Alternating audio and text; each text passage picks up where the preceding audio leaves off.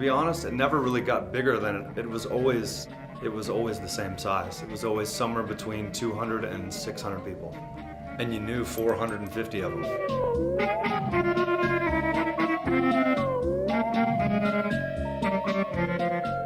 When punk rock was happening in Los Angeles, it naturally pervaded the Coachella Valley also.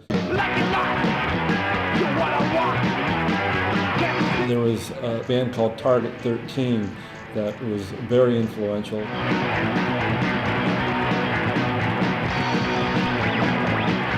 The theme song to Rodney on the Rock was written by Target 13.